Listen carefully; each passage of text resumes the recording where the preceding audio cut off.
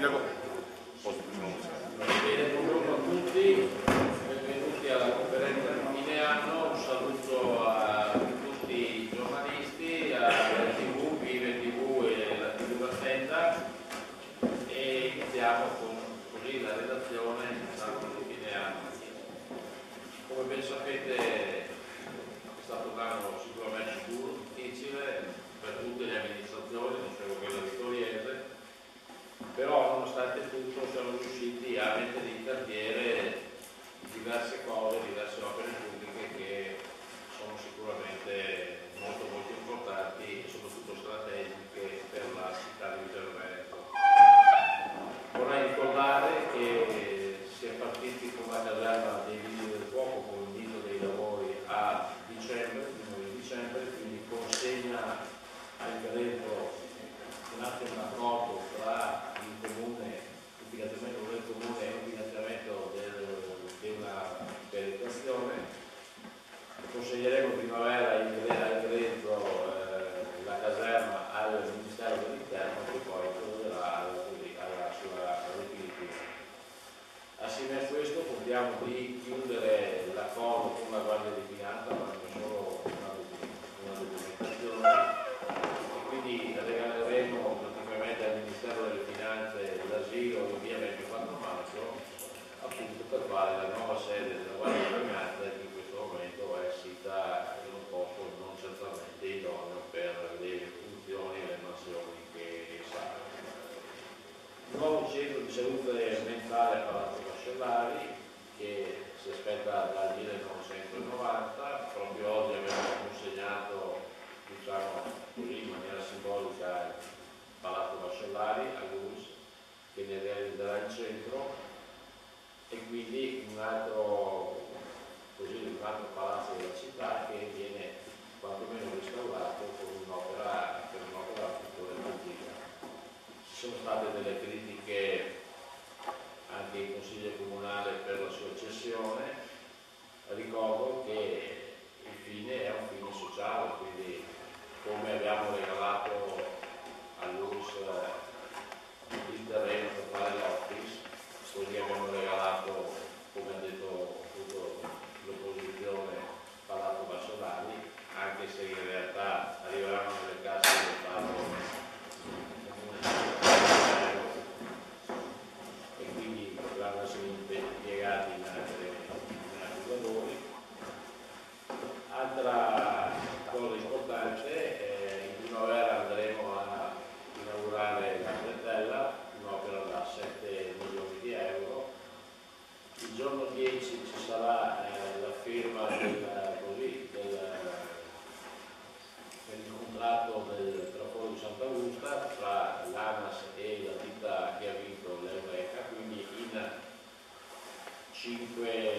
4 mesi dovrà consegnare il progetto definitivo per un importo di 35 milioni di euro, quindi per un valore circa di lavori pubblici in città che vanno oltre i 50 milioni di euro, quindi di questi tempi credo sia, diciamo, la vera nota positiva. È chiaro che siamo tutti in difficoltà, dobbiamo mantenere il patto di stabilità, c'è una manovra che sta venendo avanti, con l'applicazione e l'equità.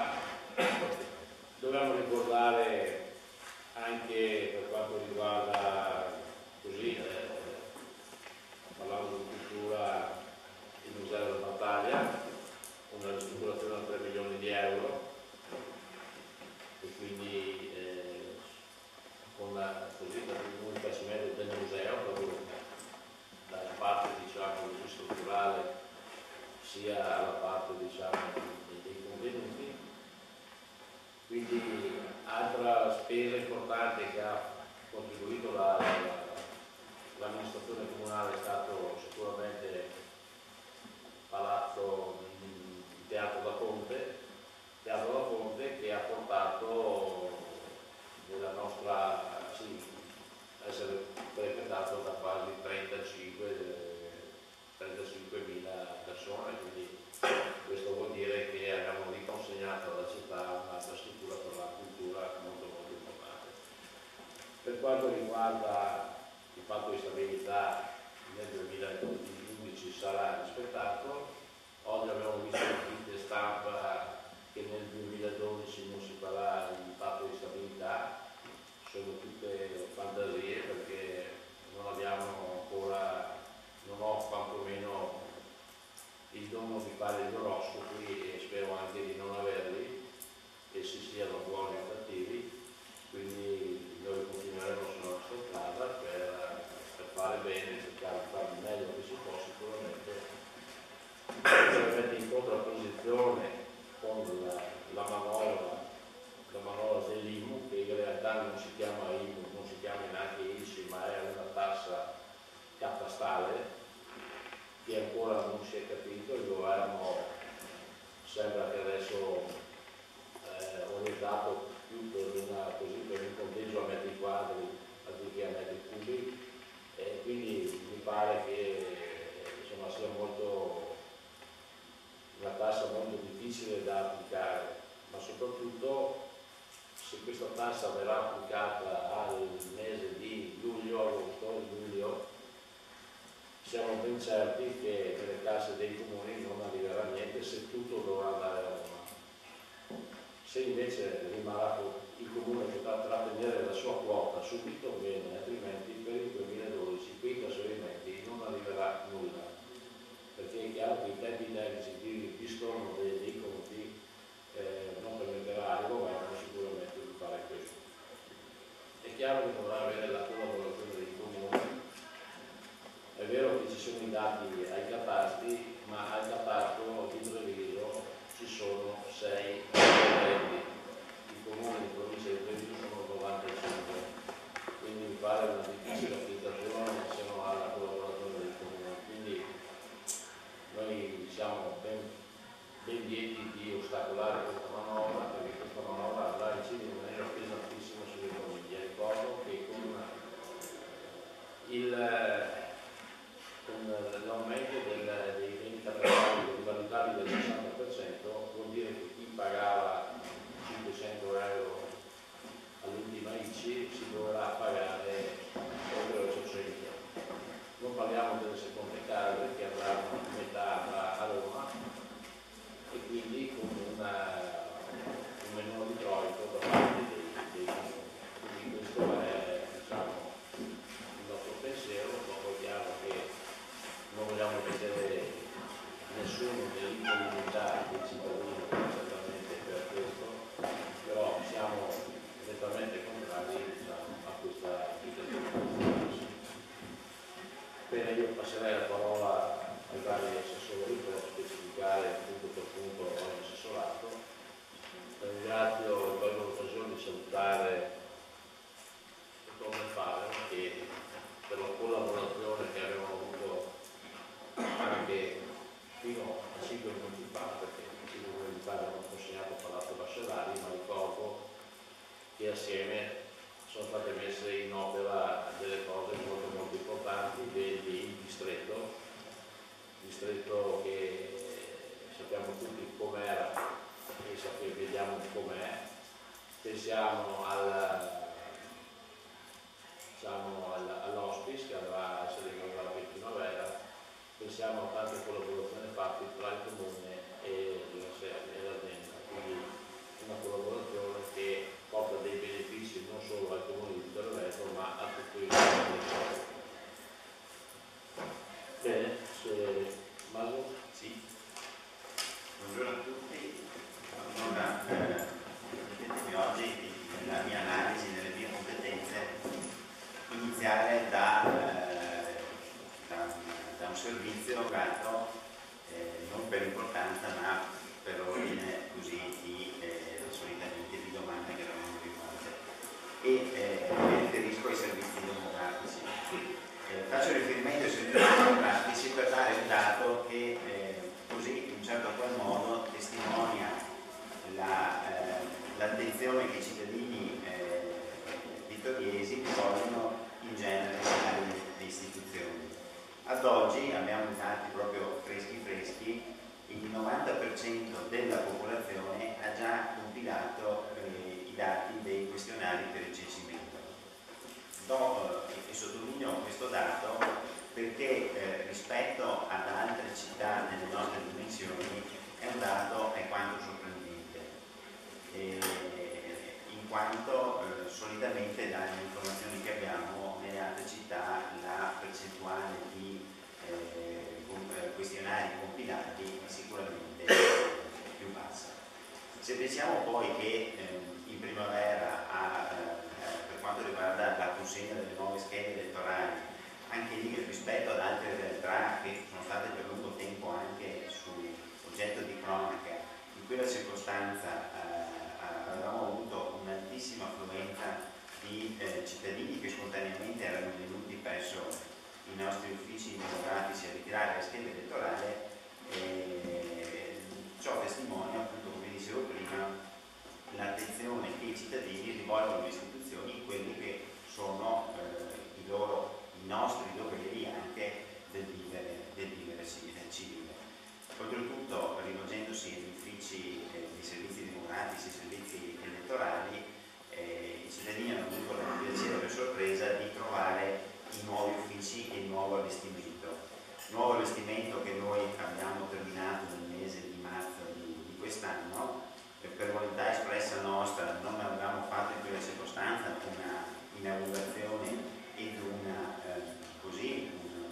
taglio del nastro, ma lo facemmo al nostro interno in maniera simbolica, però crediamo di aver offerto un ulteriore servizio, aver migliorato il nostro servizio ai cittadini italiani. Sottolineo la parola servizio in quanto gli assessorati così di quali mi occupo sono assessorati che offrono servizi e se è pur vero che spesso nel giudicare l'amministrazione la prima attenzione viene rivolta alle opere, è altrettanto vero che i servizi, una buona qualità di servizi sicuramente vengono percepiti in modo positivo dai cittadini. Per quanto riguarda invece, partendo sempre dai servizi che solitamente non vengono esposti in prima battuta, per quanto riguarda gli affari legali e il servizio e l'ufficio contratti, nel corso dell'anno abbiamo avuto diverse questioni e risolte in maniera anche molto positiva. Ricordo la vicenda Filvea, che è stata conclusa in maniera positiva con l'approvazione anche in Consiglio Comunale della nuova delibera e formalizzato il cosiddetto accordo transattivo per le parti, così come la questione di cambio per le fognature con la sinistra. È chiaro che per gli anni a venire ci saranno sui nostri tavoli questioni, ma confidiamo che possano essere risolte in maniera altrettanto positiva sia nell'interesse del comune che anche dei cittadini. Permettetemi poi, non sto qui a elencarvi ovviamente tutti i contratti che sono stati sottoscritti, tutte le attività che sono state svolte, ma di sottolineare per quanto riguarda i contratti una questione di strettissima attualità. Mi è venuta in mente vedendo anche il direttore generale dell'US, in quanto proprio in questi giorni si andrà a formalizzare la permuta che c'è stata tra l'US e il Comune di Vittorio Veneto per dei terreni prospicienti l'ospedale di Vittorio Veneto e i terreni posti accanto al parcheggio dell'ospedale di Vittorio Veneto, una permuta, come dicevo, tra l'US e il Comune di Vittorio Veneto, permuta che farà sì che permetterà con i primi mesi del 2012 di vedere iniziati i lavori della nuova farmacia di Costa. Di questo nel corso dell'anno sugli organi di stampa e in Consiglio Comunale ne avevamo discusso. Ecco che, fatto tutto l'iter burocratico con la Regione Veneto, questo è un altro importante tassello, a mio modo di vedere, che l'amministrazione di Vittorio Veneto, attraverso una sua società partecipata, porrà in essere nel corso del 2012. Riteniamo oltretutto che la nuova collocazione prospiciente all'ospedale permetterà alla farmacia di Costa di incrementare il fatturato e le nostre intenzioni è anche di aumentare il servizio rivolto ai cittadini offrendo e ponendo in vendita anche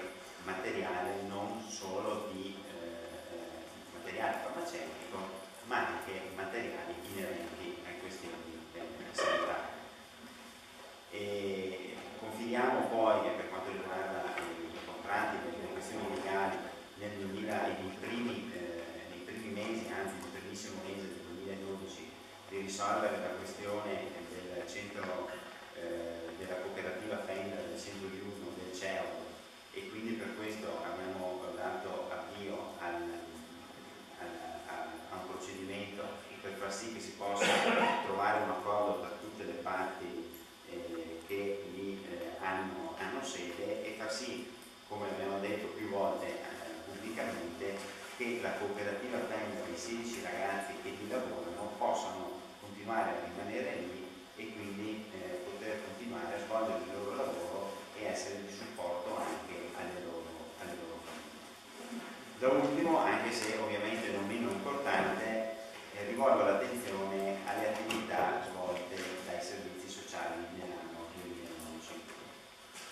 Allora, nel corso della conferenza stampa dell'anno scorso dissi, perché convinto, e fino a un certo momento i dati mi diedero ragione, che secondo me nel corso del 2010 avevamo toccato il fondo per quanto riguardava la crisi generale del mondo occupazionale, ma la congiuntura così anche economica generale. In effetti il primo semestre del 2011 ci ha dato dei segnali incoraggianti in questo modo, in questo senso, ovvero le richieste di contributi per quanto riguarda il minimo vitale nel primo semestre del 2010 rispetto al 2009 erano calate, per cui dissi anche alla Giunta che forse le prospettive erano un attimino più rosee di quanto previsto. Sarà un caso, ma non credo lo sia, che a partire dalla seconda metà dell'anno in corso, quando più si è acuita la crisi internazionale, i problemi finanziari anche che stanno coinvolgendo il nostro paese, anche le difficoltà delle persone nel reperire o soprattutto nell'arrivare a fine mese si sono manifestate ai nostri servizi, per cui se in un primo momento le richieste di aiuto, il cosiddetto minimo vitale, che è quel contributo, detto in parole povere, che diamo alle persone per arrivare a fine mese, anche se all'interno di questo capitolo comprendono solo le somme che si danno per, come dicevo, arrivare a fine mese, ma anche i soldi che si danno per i buoni pasto piuttosto che i buoni economici o l'integrazione e il sostegno al pagamento degli affitti. Nella seconda metà dell'anno c'è stata un'impennata di richieste, e quindi rispetto al 2012 la spesa complessiva è leggermente aumentata e si attesta circa all'incirca sui 100 e si attesterà circa all'incirca sui 190 miliardi. E un altro dato che risulta così abbastanza evidente guardando le spese complessive dei servizi sociali è il fatto che diminuiscano, anche se di poco, le rette all'interno che paghiamo le case di riposo per i nostri anziani, i cui beneficiari sono 39, e anche se di poco diminuiscono gli investimenti, ovvero i contributi dati per l'assistenza domiciliare e quindi anche le persone che vengono assistite. E paradossalmente, come ho detto, è aumentata la richiesta di contributo al minimo vitale. Questo perché è un dato storico che si riflette in maniera costante negli ultimi anni. Nel momento in cui c'è un buon andamento economico, le famiglie sono più occupate e quindi hanno meno tempo da dedicare, tra virgolette, permettetemi il termine, ai propri familiari. Quindi si tende a richiedere di più il servizio dell'assistenza domiciliare e quindi di aiutare tramite gli assistenti domiciliari l'assistenza appunto ai propri cari, e di conseguenza è più facile che alcune persone che sono anziane al limite tra l'inserimento o meno nella casa di riposo, se c'è poco tempo e poca assistenza, si tendano a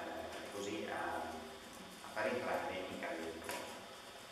Con un'inversione della tendenza economica e quindi della congiuntura economica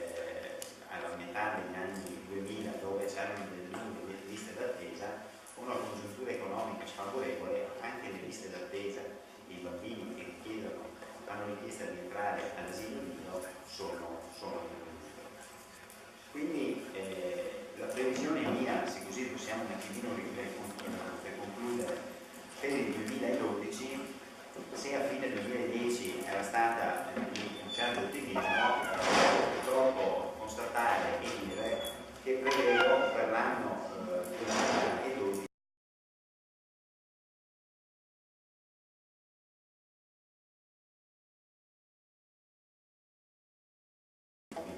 possano avere lo sconto fra le varie agevolazioni, anche lo sconto sull'ICI, e quindi quelle abitazioni che vengono occupate e vengono date in locazione con contratti agevolati hanno l'ICI invece che come seconda casa sulla prima abitazione.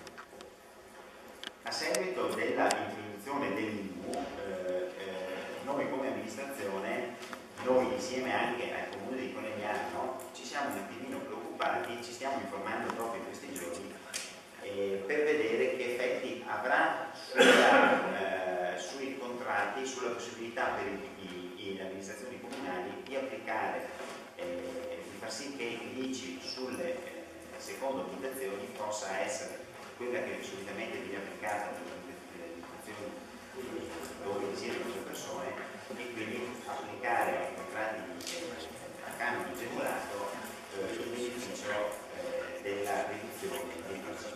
Purtroppo l'IMU, e questa nuova tassa, non prevede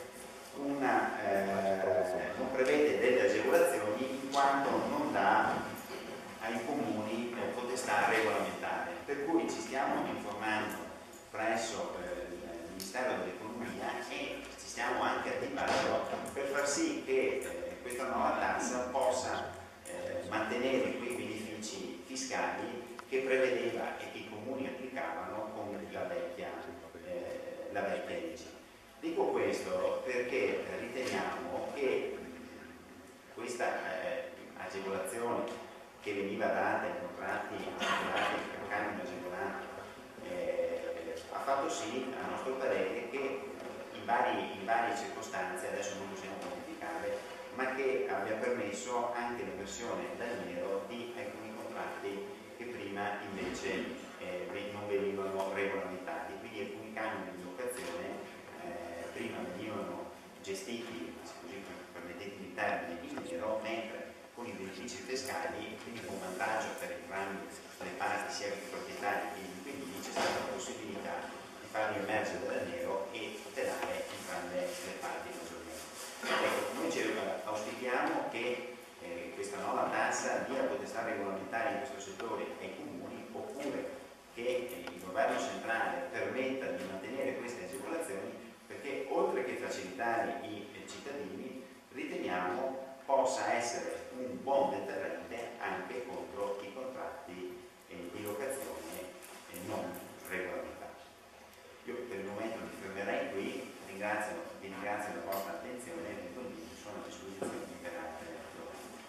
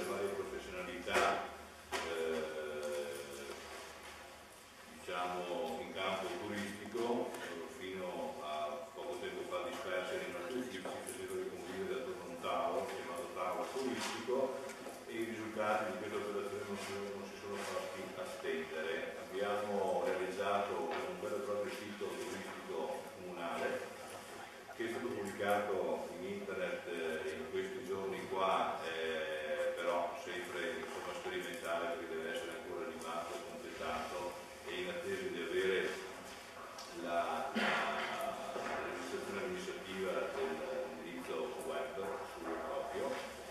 Il sito a breve quindi sarà anche presentato, è ricco di molte georeferenzialità, è semplice, attivante, comodo da tirare, direi che è un buon sito. Era importante farlo bene perché è un'azione propositiva sempre in vista di questo grande progetto sulla Pedemontana Veneta, presentato in diverse sedi, per cui anche Attiene è piaciuto e probabilmente verrà replicato in territori più ampi. Proprio in questi giorni qua stiamo dando da fare anche appunto per presentarlo nelle varie sedi dove sembra piacere. Abbiamo poi implementato anche quel nuovo sistema di presentazione degli eventi in città che sembra essere apprezzato. Gran parte delle tecnologie utilizzate provengono da Google, che è ovviamente il più avanzato sistema per fruire di queste possibilità e per giocare molto bene con la situazione. Stiamo poi, sempre grazie al tavolo turistico, rinnovando la mappa della città, ne avevamo mai sprovvisti e quelle che ci sono ormai obsolete. Abbiamo dato un taglio particolarmente efficiente, nel senso che la nuova mappa riesce in un formato abbastanza comodo di 50-60 a contenere l'intera superficie del comune, che sapete che è oblungo, bislungo e molto grande, è difficile farlo stare su una cartina geografica. I risultati sono molto buoni.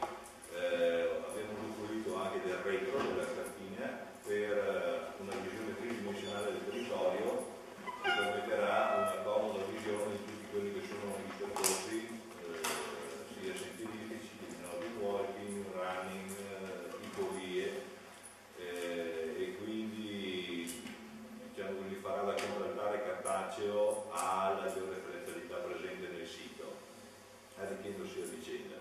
Il risultato sembra essere molto buono, è in fase di completamento e probabilmente nella prima parte del 2012 vedremo il risultato finale. La nostra situazione ad alta marca, la situazione ad alta marca, e diciamo così che riteniamo che ci siano situazioni importanti perché fondanti, nel senso che saranno strumenti utilizzabili poi dai vari soggetti turistici della città che avranno un'ottima base di partenza per autopromuoversi con la loro attività. Dovranno quindi questi soggetti avvicinarsi all'amministrazione per poter collaborare ed aiutarci ad aiutarli in pratica, perché è un sistema che si reggerà in questo modo qua, non può essere altrimenti. Circa l'agricoltura, abbiamo partecipato in prima persona, tra l'altro, alla stesura dello stralcio del sorvegolamento dell'area rurale comune a tutti i comuni della POCG dello centro superiore, con soddisfazione. È uno strumento molto evoluto che ha la caratteristica avuta di essere facilmente adattabile a ogni novità tecnologica o normativa che dovesse venire avanti e quindi è l'inizio di un processo di miglioramento continuo sull'argomento. Il Veneto ha completato anche una seconda parte, perché adesso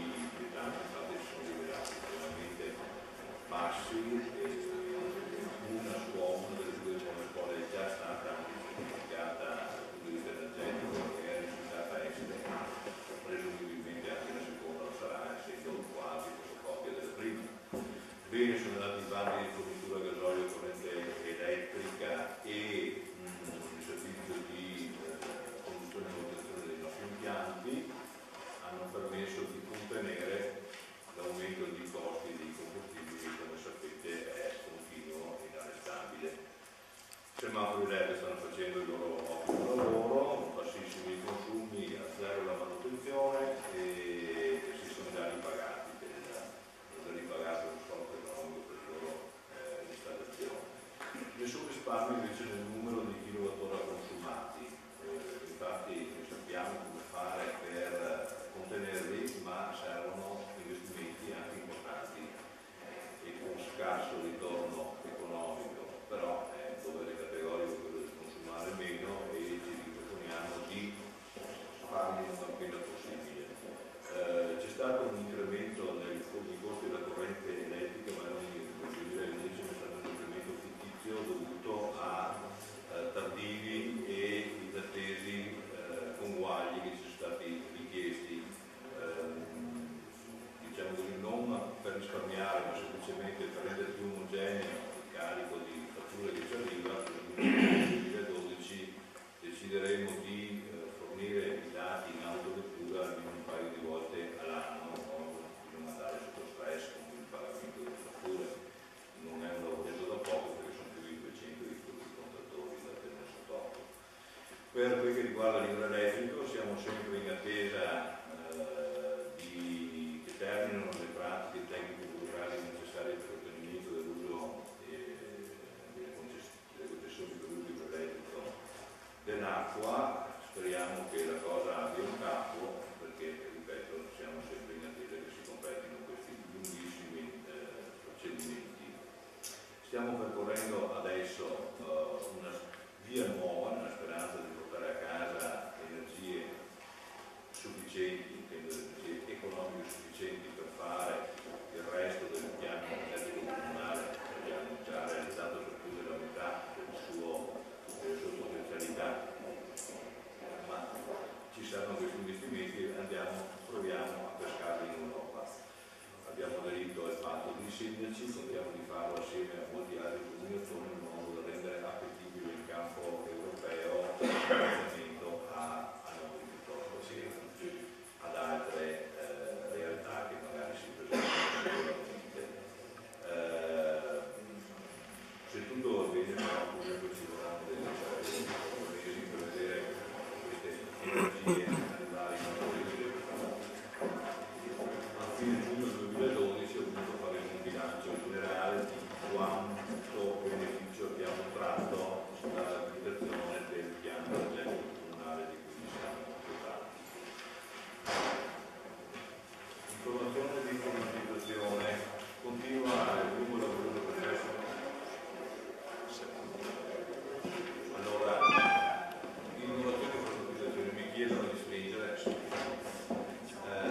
Tre erano i punti che c'eravamo proposti nel nostro programma elettorale. Quella della riduzione del digital divide che colpiva il 50% del nostro territorio.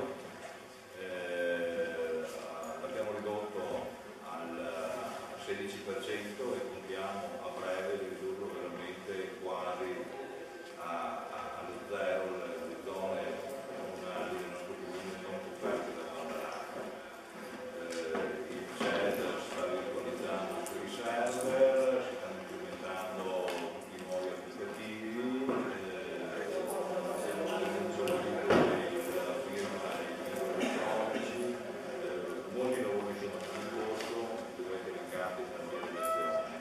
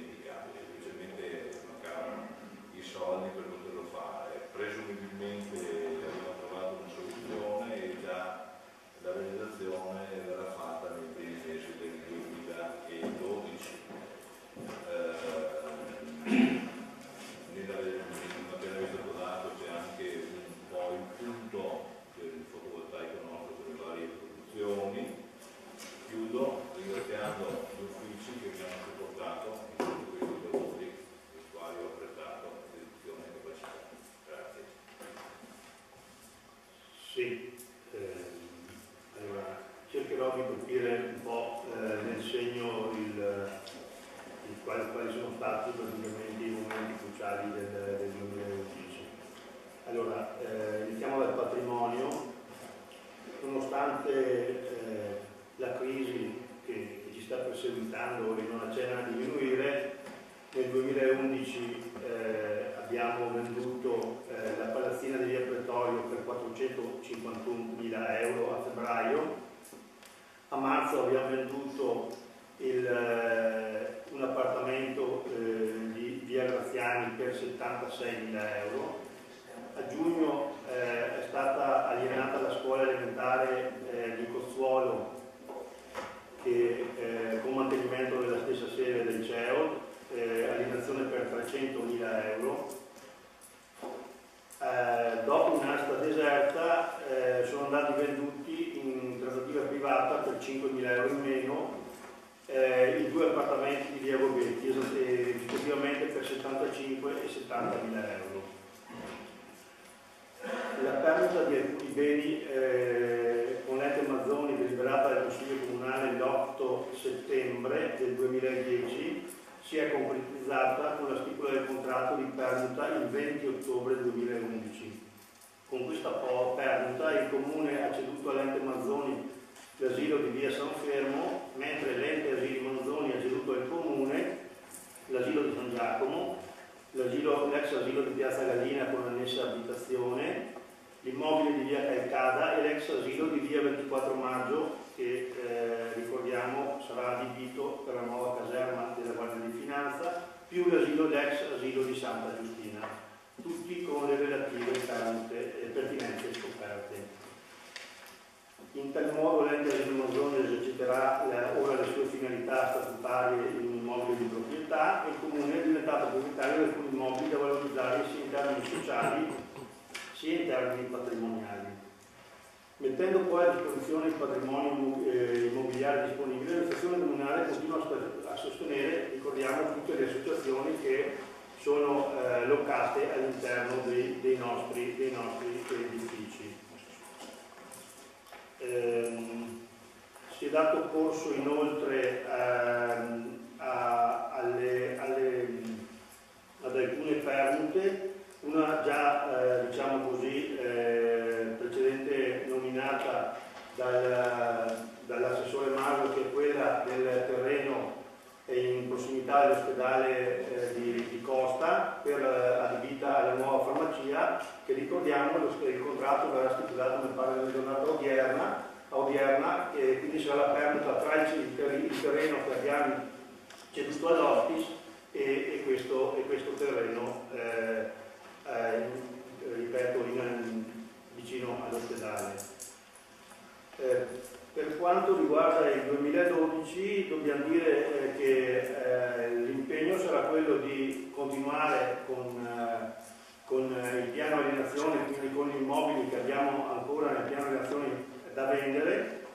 Poi ricordiamo che acquisiremo al patrimonio del Comune gli uffici nel comparto 3A e quindi questi molto probabilmente libereranno degli edifici all'interno del quadrilatero. Come ricordato dal sindaco ci sarà pure la cessione della Sellaria all'ULS che ne dica, diciamo che è una grande operazione per aumentare quelli che sono i servizi, diciamo, sociali. Edilizia privata, do solo alcuni numeri delle pratiche per mettere alla luce il lavoro che è stato svolto. Allora, dai dati rilevati dagli uffici ci sono stati l'8% circa di pratiche in più. Esattamente nel 2010 sono state gestite 924 pratiche, mentre nel 2011 996. E qui devo dire un grazie agli uffici perché è la dimostrazione che è stato fatto di più, quindi si è lavorato in questo 2011 di più rispetto al 2010. Diciamo così, le pratiche sono state esaminate dalle commissioni, diciamo dalla commissione integrata che ha fatto 21 riunioni contro le 17 del 2010 e dalle commissioni interne dei nostri uffici che hanno fatto 18 commissioni contro le 14 del 2010. I permessi rilasciati sono stati 245 contro i 233 dell'anno prima. Le DIA, queste sono diminuite, quindi vuol dire che qui molto probabilmente i progettisti hanno preferito avere l'autorizzazione da parte del comune che prendersi loro alcune responsabilità, e qui abbiamo un 393 DIA nel 2010 e un 324 DIA nel 2011. Ricordiamo, salto alcuni punti, ritengo di ricordare comunque che con delibera 37 del Consiglio Comunale sono state fissate le regole per l'applicazione del nuovo piano casa, consentendone anche l'applicazione all'interno dei centri storici, seppur in modo graduato. Dalle prime pratiche che abbiamo esaminato sia come uffici che anche come quarta commissione del Consiglio Comunale, abbiamo già riscontrato le prime perfezioni che erano già sorte in sede di Consiglio Comunale, e qui già in accordo con la quarta commissione prevediamo di fare una tabella per poi ritornare in Consiglio Comunale prima del 30 giugno a apportare le modifiche diciamo così idonee all'applicazione più completa di quello che è questo nuovo piano casa. Per quanto riguarda la pianificazione territoriale e urbanistica, noto alcune varianti, dico solo alcune varianti che abbiamo fatto. Una è stata già citata dall'assessore Maso con la ditta Fiver, l'accordo che avevamo con la ditta Fiver ci ha permesso di definire quella che è stata la pista ciclabile, una pratica che praticamente, un problema che era praticamente in essere da una quindicina d'anni e mai chiuso. Quest'anno abbiamo chiuso con questo accordo di programma questo contenzioso. Poi sono stati approvati i PUA della Sora, dove abbiamo portato a casa un parcheggio a zero lire, il PUA di via Monti Betelloni, dove abbiamo portato a casa anche qui a costo zero un pezzo di strada, più il comparto ex Murassutti, che l'abbiamo chiuso anche qui portando a casa un altro pezzo di strada più anche una somma in denaro. Due parole sul PAT. Allora, l'ufficio di pianificazione territoriale con delibera 41 del marzo 2011 la delibera della Giunta Comunale ha preso atto della conclusione della fase di concertazione e partecipazione sui contenuti del documento e progettazione del PAT. È stato formato un gruppo di lavoro composto da personale dipendente ed è stato individuato un geologo, dottor Locchetta, come consulente per le varianti di natura geologica e la Veneto Progetti per la realizzazione della valutazione ambientale strategica. In accordo con la quarta commissione abbiamo già fissato, abbiamo detto che faremo una riunione con gli uffici il giorno 10 di gennaio e subito dopo una commissione, convocheremo la quarta commissione consigliare per fare il punto della situazione e fare una scaletta di quelle che saranno le fasi successive nel 2012.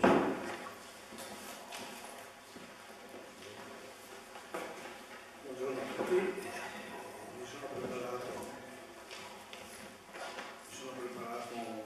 Gli appunti di tutte le opere svolte nel 2011, però visto l'ora mi è impossibile. Io farei un compromesso, vi do una copia di queste osservazioni e valutazioni e poi mi rendo a vostra disposizione. Vi do solo un dato: abbiamo comunque assolto quest'anno completamente la nostra capacità di spesa, che è di quasi 6 milioni di euro. L'impegno degli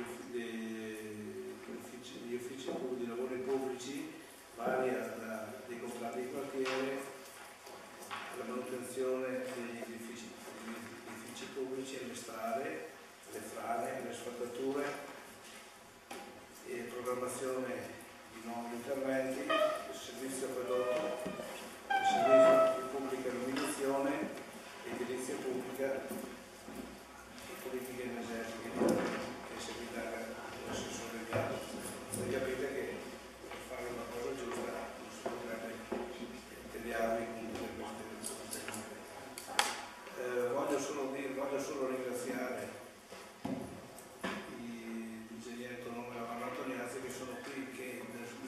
dell'anno, nella loro scarsità di risorse, sono riusciti a fare questo modo di lavoro, sempre in collaborazione a scavare con tutti quanti gli uffici comunali.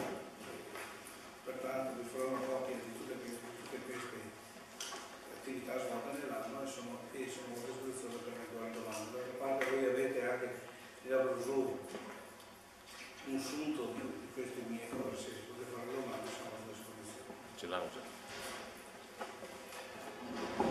Gentili signore, cari amici della stampa, impegno a fare un intervento ancora più incisivo, veloce di quello che ha fatto il sindaco rispetto a lui e a voi. L'argomento è fatto da quello che lui ha citato prima, 35.000 presenze al Teatro da Ponte di Pellegrino. Abbiamo fatto un sondaggio su questo con la vostra opposizione. Il sondaggio è stato affidato a un organismo non governativo, cioè assolutamente neutrale, l'associazione MAI. Il sondaggio è stato effettuato, somministrato a 300 questionari, 7 spettacoli per il mese di novembre e il mese di dicembre 2011 presso il Teatro da Ponte. Quindi è stato fatto un totale di 1,8% presenti intervistati, pari probabilmente il 10% di tutte le presenze dell'anno nei da Ponte stesso. Pertanto il sondaggio ha un valore scientifico di riscontro. Non mi è stato chiesto un giudizio sullo spettacolo, ammesso con esso, come sarebbe stato dire meglio cane, meglio prima. A noi non interessava questo, ci interessava sapere la gente perché andava al centro. Le domande erano sull'area di provenienza degli spettatori, sulla permanenza di questi spettatori a Vittoria, sul soggiorno a Vittorio Veneto, se conoscevano o meno Vittoria, come avevano conosciuto la programmazione del Teatro da Ponte, quante volte era venuto a teatro quest'anno, se prima o dopo lo spettacolo aveva osservato le vetrine dei negozi adiacenti al teatro, se prima o dopo lo spettacolo aveva consumato qualcosa in città, per esempio del denaro, se mediamente spendeva una cifra da 0 a 5 euro, da 5 a 10 euro, da 10 a 30 euro o più di 30 euro in queste occasioni teatrali, se pensava di ritornare e se aveva qualche consiglio da dare. Di salto tutte le tortine che ben conoscete della statistica, ho voluto imparare dalla statistica. Bene, i dati che ho a disposizione e vado a concludere sono i seguenti.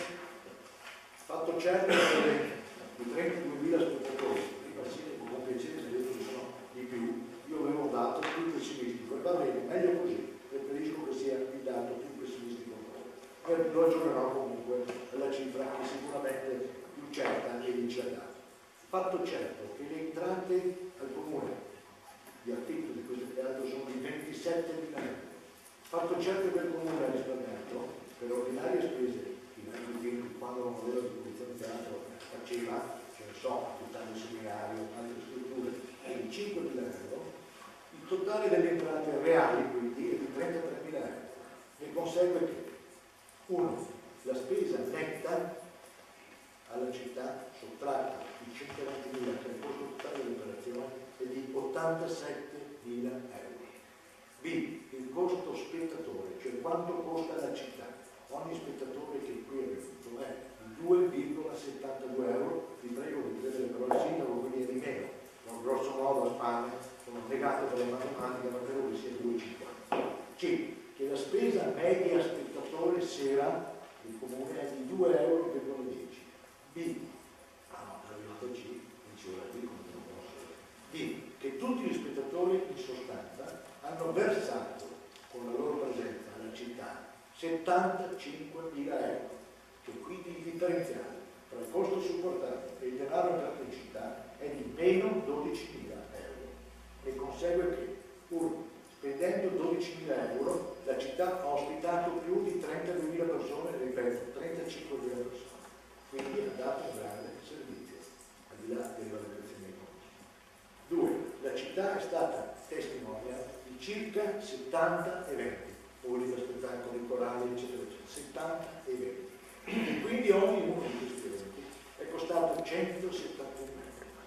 E ancora, numero 4, che il 96% delle persone presenti, intervistate, quindi proiettivamente di coloro che hanno partecipato alla presenza del Teatro da Ponte, ha espresso un giudizio favorevole sulle qualità dello spettacolo e quindi anche sulle qualità del teatro stesso.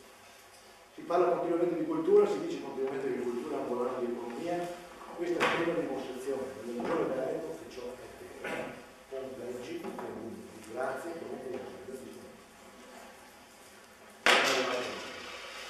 Vi faccio una breve descrizione delle principali attività svolte nell'anno appena trascorso per le mie deleghe di competenza. Attività produttive. L'impegno maggiore è stato rivolto all'organizzazione dello sportello unico di attività produttive. Questa attività segna un'effettiva sterzata nel rapporto tra cittadini ed enti locali. Lo sportello gestirà le pratiche pervenute in modalità informatica e permetterà di avere sempre sotto controllo lo stato di avanzamento della pratica inaugurata. Protezione civile. L'anno 2011 ci ha visti particolarmente impegnati in questo settore. È incominciato con l'inizio dell'anno il fenomeno denominato boati della Pillina, il quale ha riportato alla luce la consapevolezza che il nostro territorio è caratterizzato da un importante grado di rischio. Si è determinato quindi come obiettivo strategico la creazione di un piano di lavoro tarato e strutturato. Altro rischio nel nostro territorio è il rischio di dissesto idrogeologico. È diffuso in modo capillare e rappresenta un problema notevole e di notevole importanza per le manifestazioni tipiche che si vuole fare nelle alluvioni. Considerate le situazioni di emergenza verificatesi, siamo soddisfatti del lavoro svolto. La polizia locale. La polizia locale è sempre in prima linea per assicurare ai cittadini il diritto alla sicurezza e contrastare il degrado urbano e promuovere il rispetto delle regole. Nell'anno 2011 abbiamo dato seguito a dei progetti che già erano stati cominciati in anni scorsi, come quello di dare maggior controllo alla viabilità del Falato. Sono stati ripetuti poi interventi informativi all'interno delle scuole. Si è proseguito con il servizio associato di polizia locale e si è ultimato il sistema integrato di videosorveglianza. Abbiamo dato via ad altre due attività di sensibilizzazione, una dedicata ai motociclisti, organizzando una giornata nella pista di guida sicura, di educazione stradale e di comportamento, di come tenere una moto a questi motociclisti. Abbiamo poi dato avvio in collaborazione con il Comando Compagnie Carabinieri di Vittorio Veneto a degli incontri nei vari quartieri per sensibilizzare le persone ai furti nelle case e al raggiro degli anziani. Se volete fare domande sono a disposizione.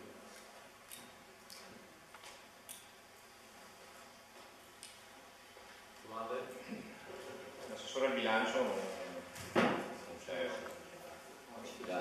perché forse quello è l'argomento più importante. Allora, i conti di comune nel 2011 ci sarà un avanzo di bilancio di quasi 700.000 euro. In più abbiamo pagato mutui, abbiamo investito mutui per altri 400.000, portando attualmente, quindi siamo sotto il 4% come richiesto dalla legge. Quindi in perfetta sintonia con le direttive nazionali, sperando che non ci siano deroghe come a Roma Capitale, per esempio. Mi viene in mente un nome, no? Se lo vuole Monacoli Capitale, Reggio Calabria Capitale, Palermo Capitale. Quindi per quanto riguarda, diciamo, il lavoro fatto dagli uffici, in particolar modo dal segretario Lorenzo Traina su tutta questa operazione del bilancio, siamo perfettamente in sintonia.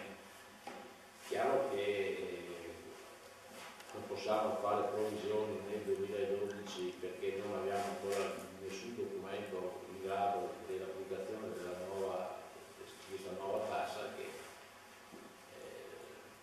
qualche comune ha già fatto il bilancio di previsione, non so, noi non siamo in grado certamente di farlo, lo faremo come tutti e in base alle direttive che avremo sicuramente adatteremo il nostro bilancio, le nostre spese e quant'altro.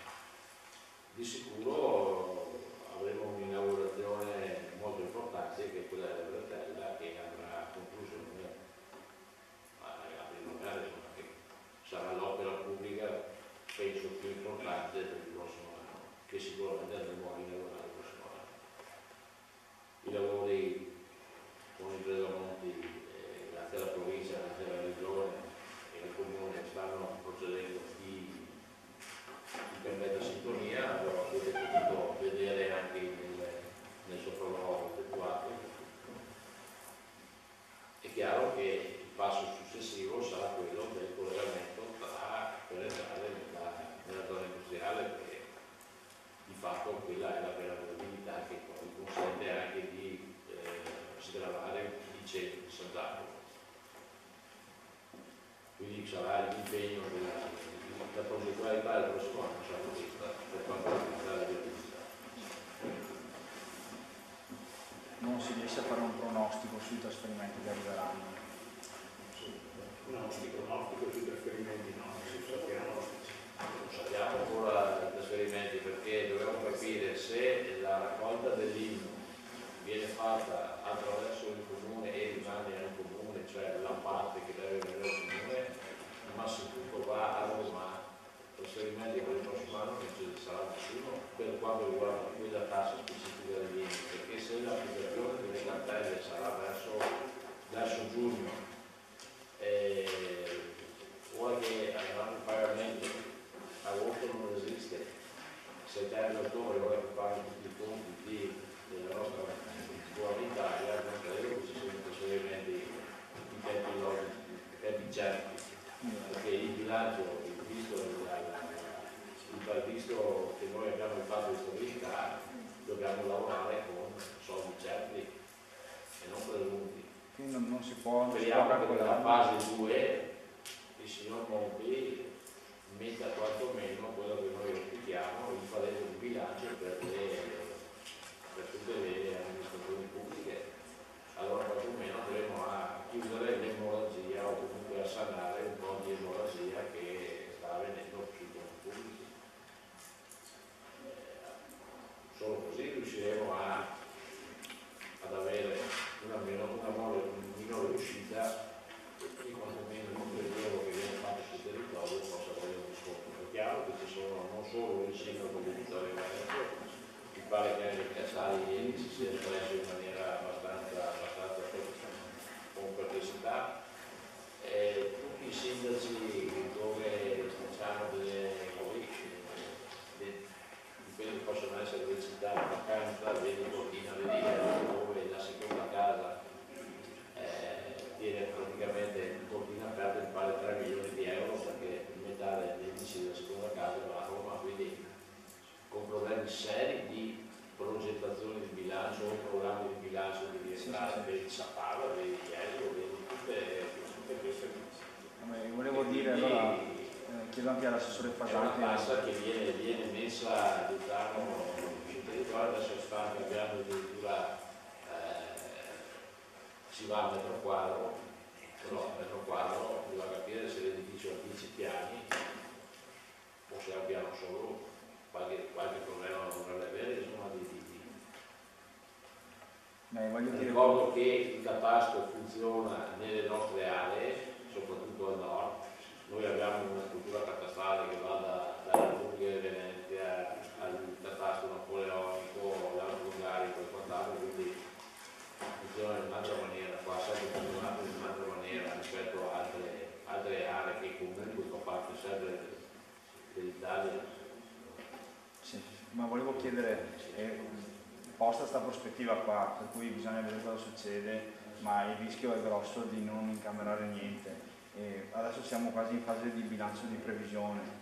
Per le opere pubbliche, messi come siamo messi adesso, cos'è che possiamo sperare di realizzare sicuramente? In questo momento noi possiamo prevedere solo le opere già cantierate, perché abbiamo, per quanto riguarda il 2012, noi non potremo fare nessuna previsione di ulteriori cantieri, perché non abbiamo certezze.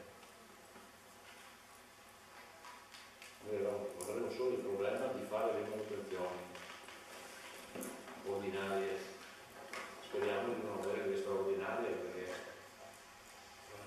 siamo ancora mai, ci manca poco, ma non siamo ancora mai.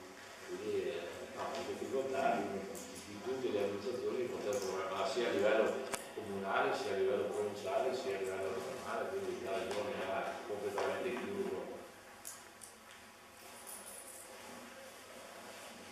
Ricordo che abbiamo avuto uno storno grazie alla ragione di quel famoso federalismo verticale di Fabio Rapportello di Milano, che poi non è che si risolve i problemi, però insomma, in questi tempi tutto quello che passa il convento crediamo tutto. Devo fare una domanda non tanto al sindaco quanto all'assessore al personale, cioè, sono la stessa persona. Ci sono scadenze in vista, previsioni di novità per quanto riguarda i funzionari del comune? Uno in particolare, Cioè, comando dei vigili. il comando dei vigili avrà il prossimo anno un nuovo comandante. Nuovo. No. Il prossimo anno si intende dal 1° gennaio? Ma a questa sera in giunta ci sarà una valutazione e sceglieremo un nuovo comandante.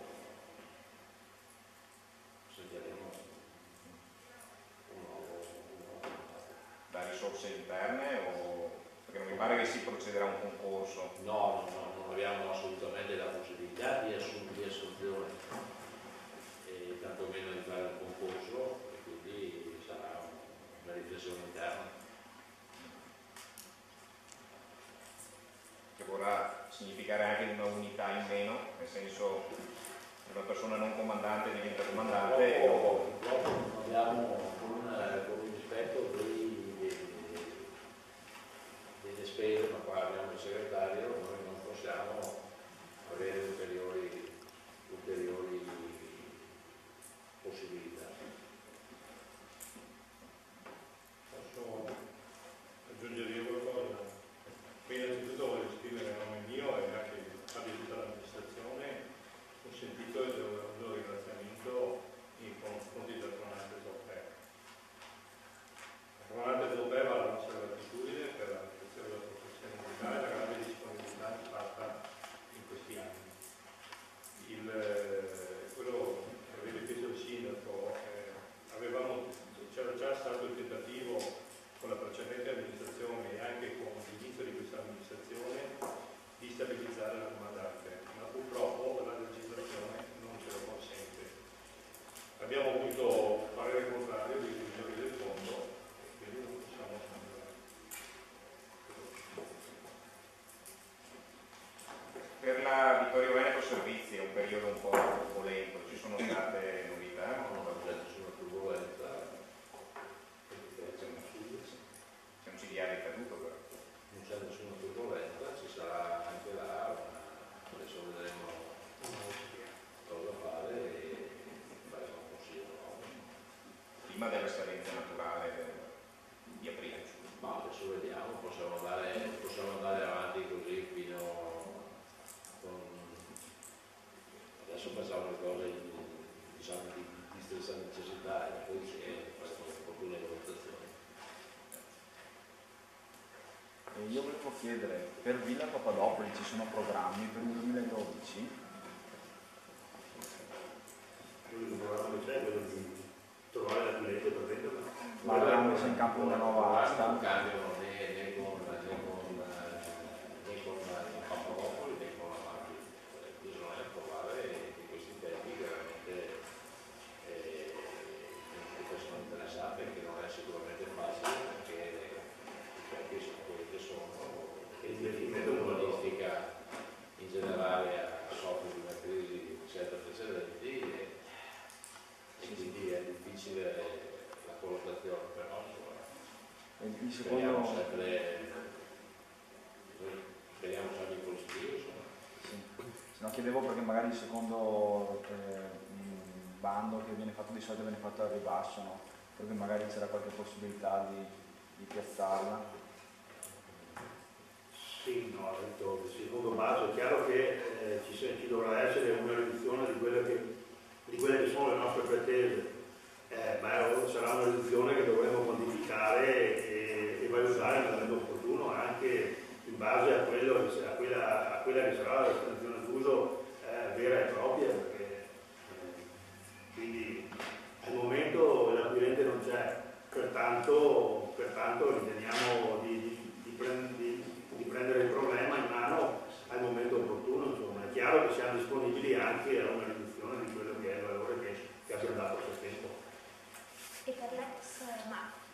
Maffi, mi pare tempo fa era emerso che c'erano delle persone interessate. Tuttora c'è questo interessamento o è andato a scemare? Per Ermati il problema è quello che la situazione in questo ultimo anno e mezzo è peggiorata da come era un anno e mezzo fa. Le persone interessate c'erano, però bisogna vedere com'è la situazione delle banche. Magari un anno e mezzo fa le banche davano i soldi, oggi non li danno più, un anno fa facevano mutui, adesso non li fanno più, pertanto al momento attuale la persona che si è resa disponibile sì, è ancora interessata, ma molto probabilmente adesso dovremmo far calare quel cerchio, quindi le difficoltà sono da valutare, perché addirittura la stessa persona ha chiesto la possibilità di poter magari intanto per intraprendere quella che era l'attività che doveva fare anche una porzione della Mafil per iniziare l'attività in affitto, quindi l'interesse c'è ancora, purtroppo non c'è più la disponibilità da parte delle banche. E per la perdita lavori ex Sauro, qualche impresa si è fatta avanti, cioè acquisire... Deve ancora partire ma Ah, saremo brevissimi. La Sauro, per la perdita dei lavori con le aule che delle scuole. È tutto sul mercato.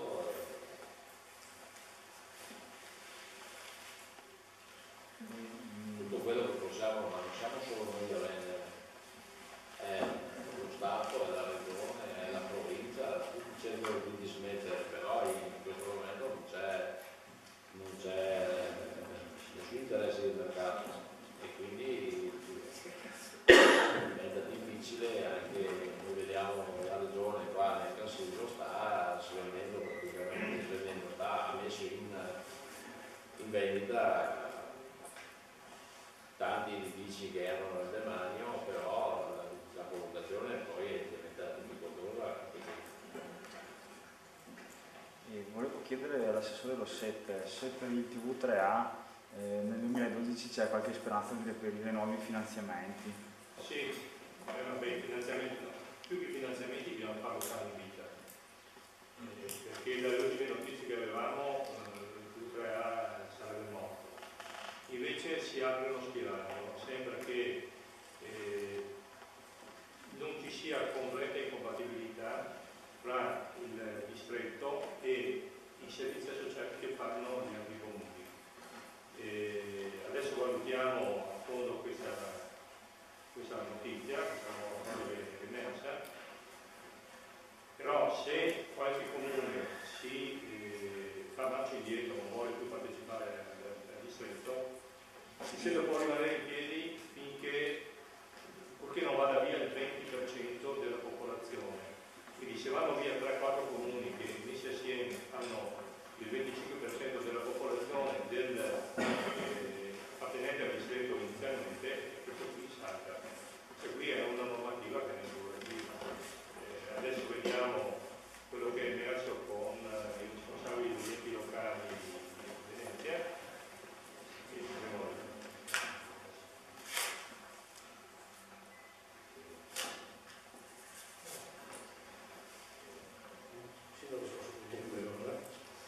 Ma mi aspettavo qualche domanda, non è arrivata volevo fare anche una raccomandazione ai nostri amati perché mi telefonano tutti i giorni Diamo le varie. una certa quando io dico che siamo in difficoltà e non sappiamo cosa fare visto il tipo di oggi, non vuol dire che scorreremo il quadro di stabilità, vuol dire che le riflessioni che mi appartengono posso fare solo io, non posso essere sempre preparato. Dico solo che siamo in difficoltà e non sappiamo cosa fare. Solo questo. Quindi per le conclusioni noi in questo momento siamo sicuramente,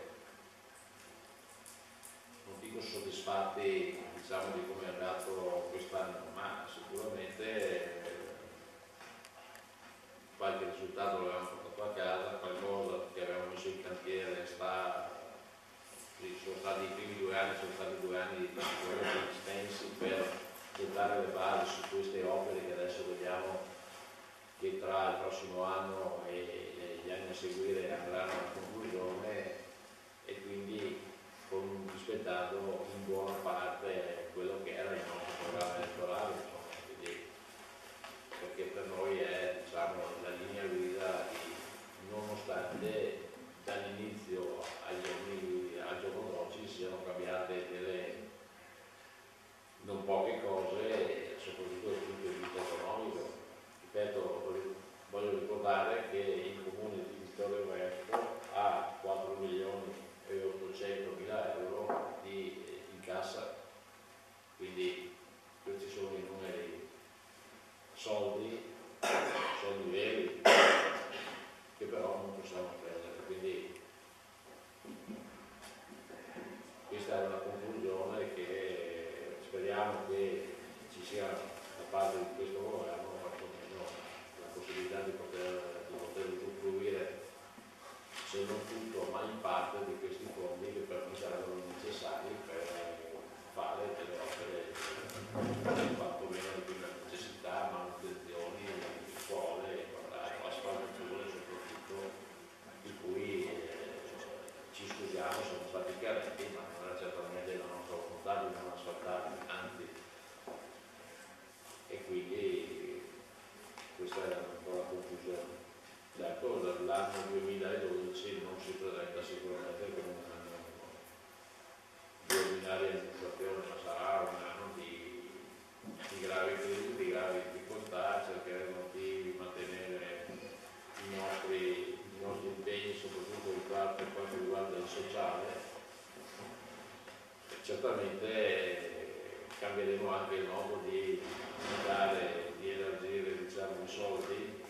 Cercheremo di dare, come avete visto sui giornali, qualche buona spesa, mettendoci d'accordo magari in qualche supermercato, anche perché abbiamo visto che qualche soldino che veniva dato dall'amministrazione veniva mal speso poi, quindi cercheremo proprio di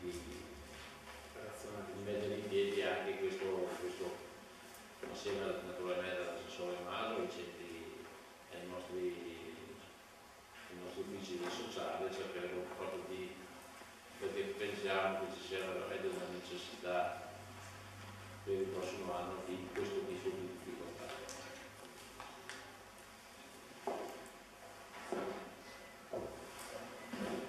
Sono gli auguri.